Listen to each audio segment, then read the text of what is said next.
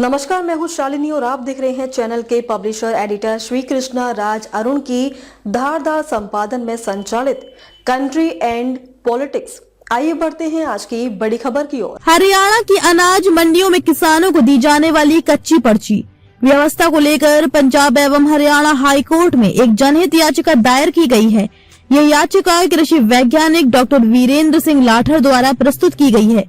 याचिका में यह आरोप लगाया गया है कि आड़तियों द्वारा दी जाने वाली कच्ची पर्ची प्रणाली किसानों के आर्थिक हितों के खिलाफ है और इसका दुरुपयोग किया जा सकता है। इस प्रणाली के चलते किसानों को उनकी फसल की सही कीमत नहीं मिल रही है और उन्हें अनावश्यक जोखिम उठाना पड़ रहा है।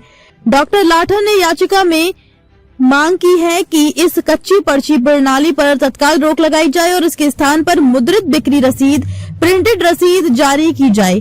उनका कहना है कि मुद्रित रसीद से न केवल लेन देन पारदर्शी होंगे बल्कि किसानों के अधिकारों की भी बेहतर सुरक्षा होगी।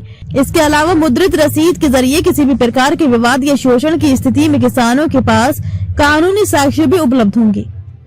इस मामले में मंगलवार को सुनवाई करते हुए पंजाब एवं हरियाणा हाईकोर्ट के चीफ जस्टिस शील नागू ने याची को निर्देश दिया कि वह कृषि विभाग के अतिरिक्त मुख्य सचिव को इस संबंध में मांग पत्र प्रस्तुत करें। इसके बाद अतिरिक्त मुख्य सचिव इस मामले पर उचित निर्णय लेंगे। कोर्ट ने स्पष्ट किया कि याचिका का समाधान प्रशासनिक प्रक्रिया के माध्यम से होना चाहिए और सरकार इस प्रणाली के सुधार के लिए आवश्यक कदम उठाए। हालांकि याचिका में मुख्य रूप से किसानों के हितों और उनके आर्थिक सुरक्षा की बात उठाई गई है, लेकिन ये मुद्दा ये भी दिखाता है कि पारंपरिक कच्ची पर्ची प्रणाली में लेन देन में पारदर्शिता की कमी है। वर्तमान में किसान मंडियों में फसल बेचते समय केवल आड़तियों द्वारा जारी की गई कच्ची पर्ची पर भरोसा करते हैं, जिससे उनके पास वित्तीय लेन देन का कोई निश्चित प्रमाण नहीं रहता। इस प्रणाली में आड़तियों के पक्ष में असंतुलन होने के कारण कई बार किसानों को उनकी उपज की सही कीमत नहीं मिलती और उनका शोषण होता है। साथ ही इस याचिका से ये भी स्पष्ट हुआ कि राज्य सरकार को कृषि संबंधी नीतियों और मंडी व्यवस्था में सुधार की दिशा में सक्रिय कदम उठाने की आवश्यकता है। मुद्रित बिक्री रसीद की प्रणाली अपनाने से न केवल लेन देन पारदर्शी होंगे बल्कि किसानों को उनकी उपज के मूल्यांकन और भुगतान में सुरक्षा भी मिलेगी।